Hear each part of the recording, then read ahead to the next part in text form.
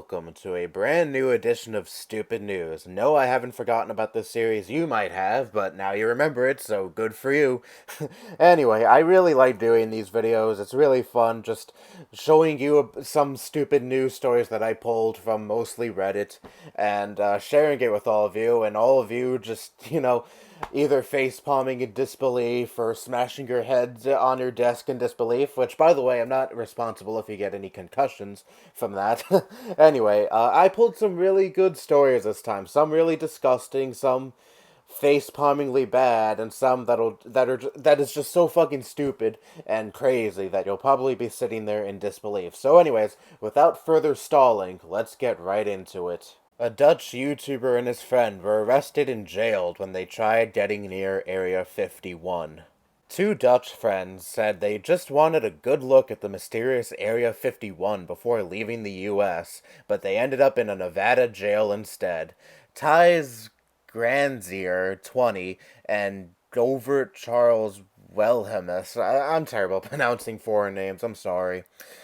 Jacob Sweep, okay, that one was easy, 21, were arrested about 3 miles deep into the Nevada National Security Site, and Nye County Sheriff's Office said. The site is near Area 51, which has been the focus of conspiracy theories for decades, alleging the US government keeps evidence about aliens and UFOs there. Someone recently created a Facebook event page seeking people to storm the site this Friday. But the two men never planned to participate in that. We didn't have any intention to storm it because we leave on day before the actual storming dates, and we just wanted to go there, Sweep told a CNN affiliate KTNV.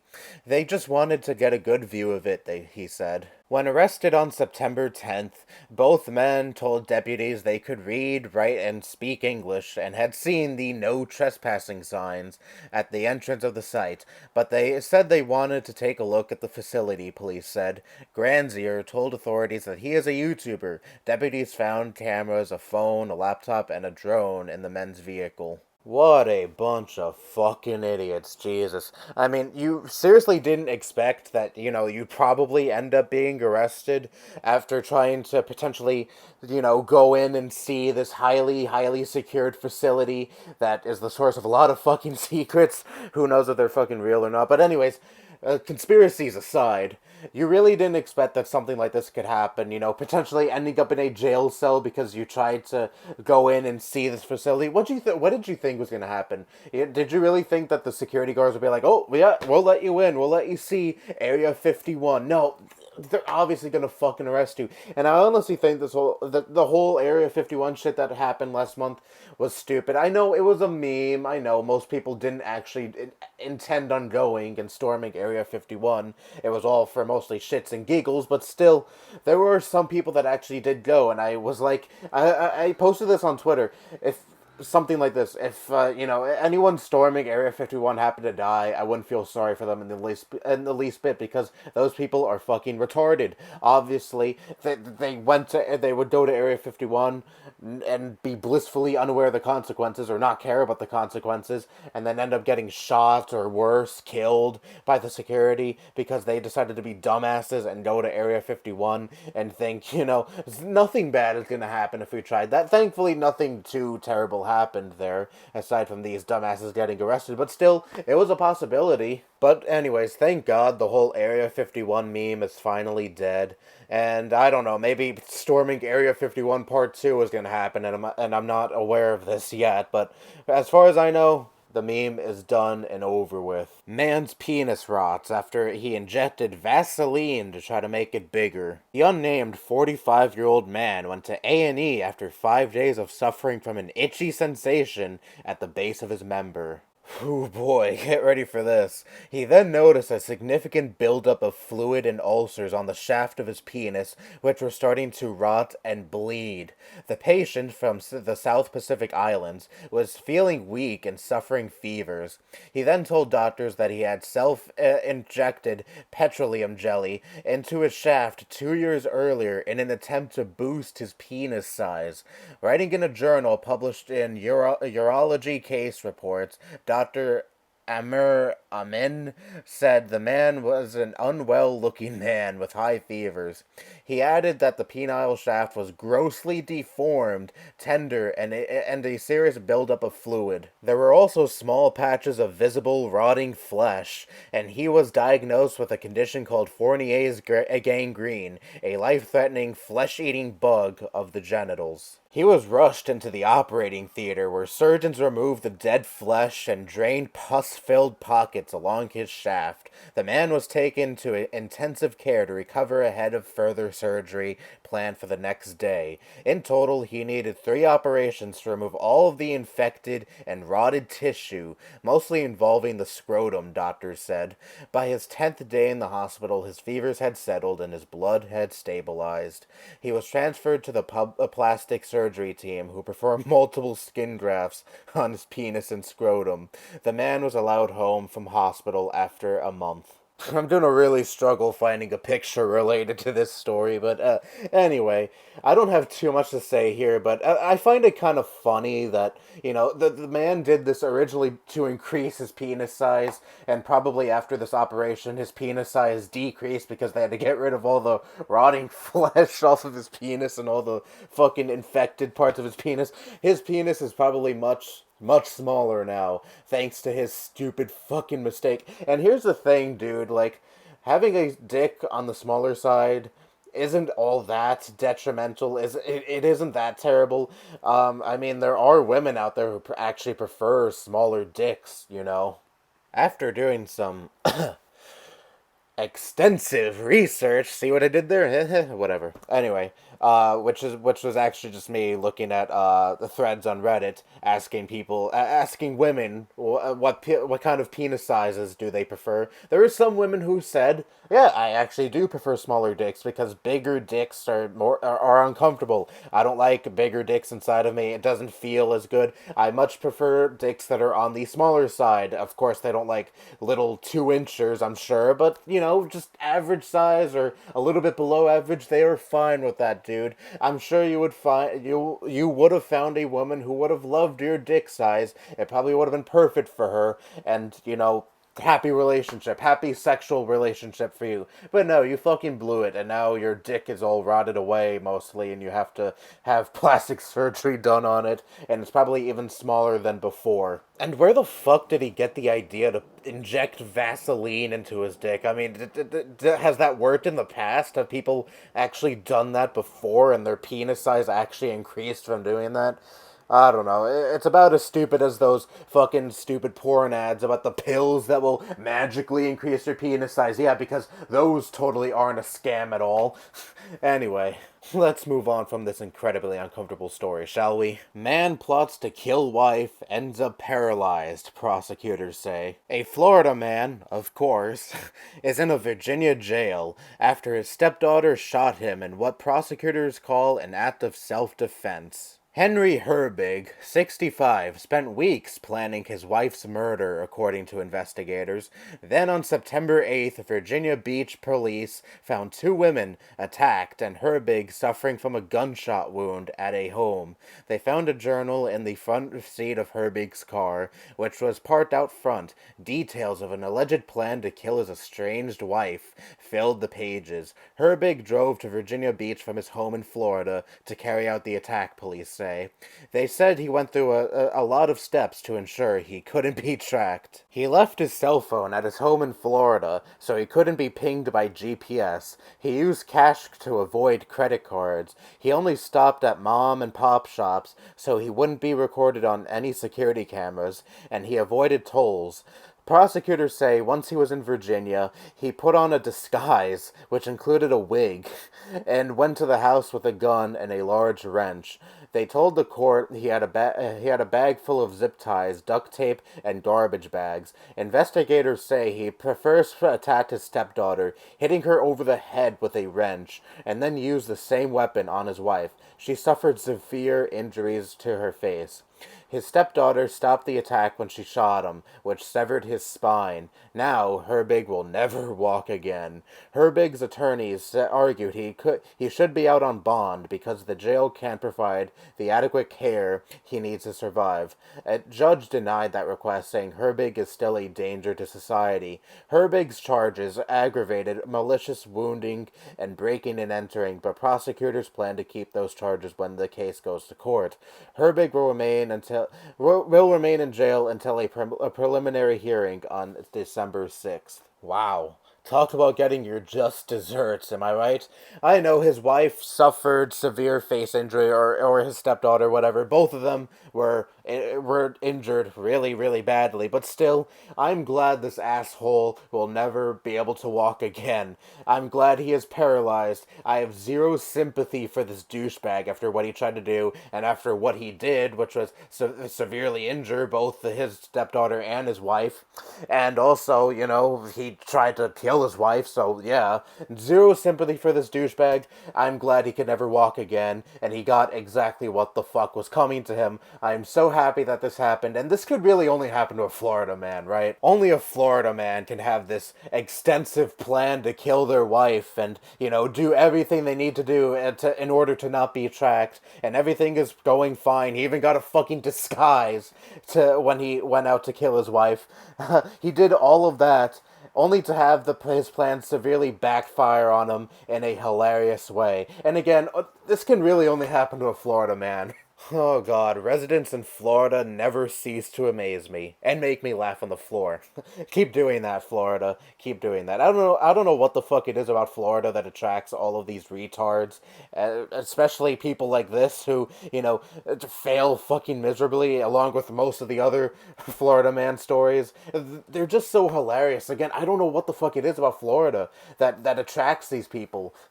It really is a wonder to me. One man's take: if Greta Thunberg can talk about climate change, why can't kids be prostitutes? Justin Murphy, formerly quote unquote a respectable member of the left, who I never even heard of before this story, has provided the internet with a prime example of what not to tweet. Hoping to piggyback off the dialogue inspired by Greta Thunberg's impassioned speech at the United Nations yesterday, Murphy tweeted, quote, "Not even being provocative, but if you think Greta Thunberg has the maturity to guide global policy making, then you cannot object to Jeffrey Epstein paying 16-year-olds for sex." Murphy's argument that prostituting minors should be legal if people also listen to their opinions was of the rarest quality. It brought together people from the left, right, and center as one united voice. They annihilated him. This will be a familiar experience for the former University of Southampton professor who once opined that people who are pro-choice should also support necrophilia. So according to this Justin Murphy doofus, if you're willing to listen to a 16-year-old's impassioned speech regarding climate change and take that said impassioned speech seriously, then you should also be in favor of child prostitution. What kind of fucking sense does that make? Yes, taking a 16-year-old's opinion seriously is totally on the same level as fucking that 16-year-old that you are listening to. Like, what kind of logic is that? Like, dude, you're kind of, sort of, I don't know, maybe kind of, sort of confirming to people, well, not exactly confirming, but, giving off the vibe to people that maybe this is what you want to deep down. Maybe you want to fuck 16-year-olds, maybe this is a reality that you would love to live in, that 16-year-olds can legally become prostitutes. Like, dude, I'm sure many people are like, what the fuck is your problem, dude? Is there something going on? Do you have, like, some secret desire that you want to let us know about? But anyways, that aside, there are so many people that are obviously not saying that, Greta Thunberg or any other 16-year-old that people are taking seriously regarding their political opinions should become prostitutes, but I have seen a lot of people scrutinize people who are saying, who do take her seriously, saying, she's a 16-year-old, she doesn't know what she's talking about. What the fuck does age have to do with discussing the problems you have with the world that you live in and politics in general? If you know what you're you're talking about, and if what you are saying resonates with a lot of people, why the fuck does your age matter? What is with all these ages, honestly? I hate it so much. Just because you're on the younger side doesn't mean you can't have your opinions and have people take your opinion seriously. And a lot of people who are saying this anyway are just dumbass boomers who don't like that, they're not being taken seriously and a 16-year-old is being taken seriously. Like, yeah, just because you're on the older side doesn't make you any smarter. Sorry to break it to you, but anyway, I really liked Greta Thunberg's speech. It was great. It was very passionate and powerful, and it's something that any rational person would take seriously. Aside from the dumbass boomers who don't have to worry about climate change because they'll be dead before the consequences of climate change happen. But people like Greta Thunberg and myself who are on the younger side will have to deal with the ramifications that are going to come with climate change when we get older. So obviously, like, you can't blame her for being pissed off and giving this really powerful speech, because she has to live in a world that the boomers fucked up for her. And her generation, which is really my generation, she's only 2 years younger than me. I'm talking about this girl like she's fucking 20 years younger than me. Anyway, our generation is the one that's supposed to pick up the slack for all these dumbass boomers who went on and fucking damaged the climate pretty much permanently at this point, which is just absolute fucking bullshit. So yes, I 110% support Greta Thunberg, her speech, and what she had to say regarding climate change. And to any person who is stupid enough to be like, oh, she's a 16-year-old, why the fuck should we take her seriously? No one takes you seriously, dude. So shut the fuck up and just continue being stupid elsewhere where people don't have to listen to your stupid fucking nonsense. What to know about the flavored vape ban in New York? Electronic cigarette retailers in New York can keep selling flavors like cotton candy and melon for now, after an appeals court blocked the state's emergency ban on Thursday. The New York State Appellate Division granted a temporary halt on the flavor ban, which was among several executive decisions recently announced by Governor Andrew Cuomo in an attempt to tamp down the appeal of vaping to children and teenagers. Enforcement of the ban was supposed to begin Friday. The issue will go back to a Supreme Court judge in Albany County, which will weigh the request for a temporary injunction. The next hearing is set for October 18th. The state health commissioner, Dr. Howard Zucker, vowed to continue the legal fight.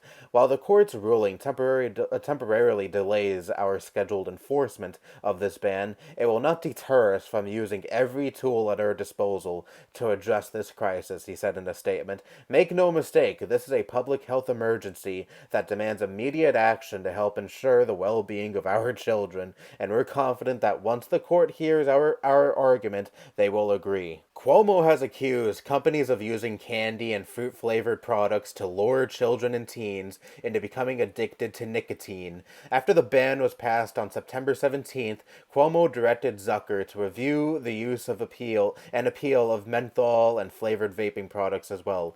It is clear that vape and e-cigarette companies are using flavors to get young people hooked on their products, and in New York we have taken several actions to put an end to this marketing tactic.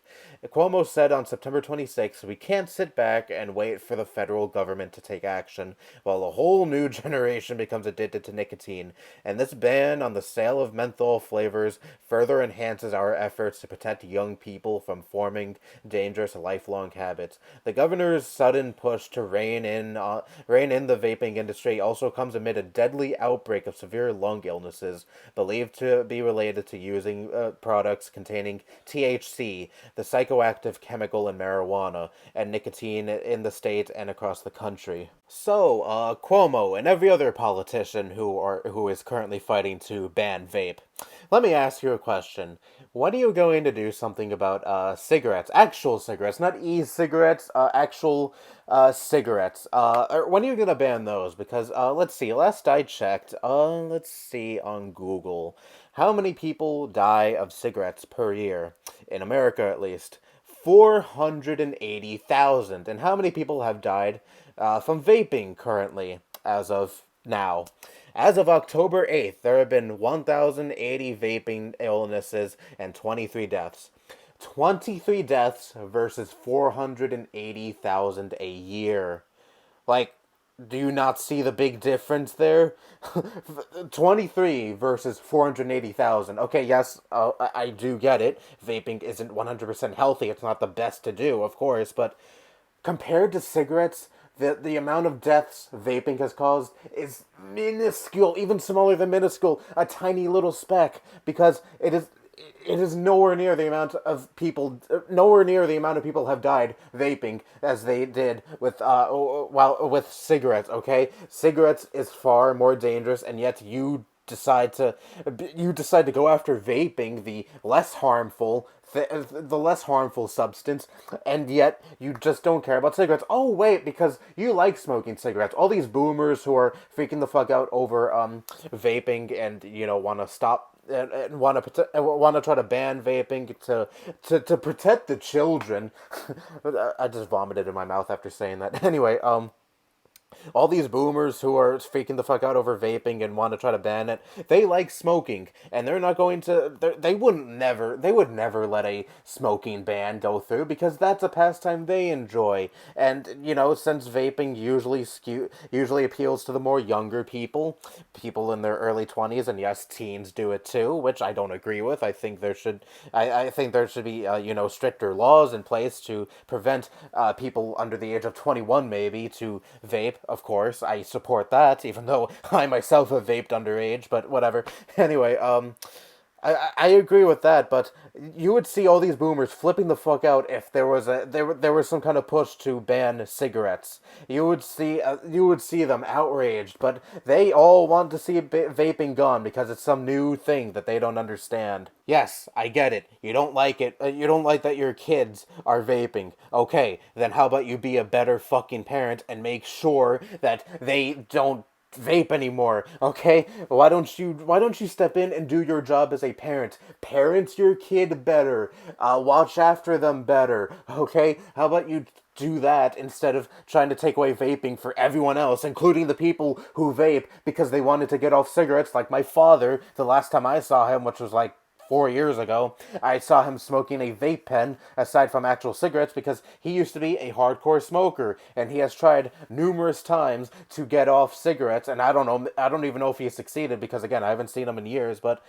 the last time I saw him he actually did kick cigarettes and downgraded to vape. He even explained to me that he planned on smoking vape less and less until he finally just kicked smoking entirely. And maybe he did it for all I know, and if he did, good for him. And if he didn't, well, that's another attempt failed. But that seemed to be working the best for him at that point in time. He said that this was the most successful I've been kicking cigarettes in my whole entire life. I mean, he's tried to quit cold turkey and he just couldn't quit cold turkey. Like, he would just try to stop smoking entirely, but he never actually was able to stick to that habit. But he downgraded to vaping and it seemed to be helping him quite a bit. So you're taking away vape from those kind of people, and I get it. They want to ban vape flavors, sure, but those flavors can help people get off cigarettes. And it's so infuriating. My mom and the rest of my family, aside from one of my uncles, is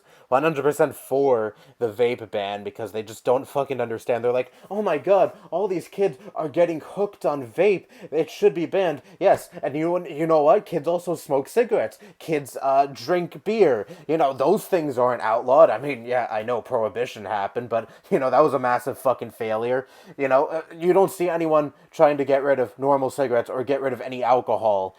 You don't. There's none of that. But there is this huge pushback against vape, and it is fucking stupid. And FYI, nicotine is the addictive substance. It isn't deadly. It isn't what makes you sick. It's what gets you hooked. So stop conflating nicotine with the stuff that can actually give you cancer, you uneducated fucks. That is tobacco. Read something for once.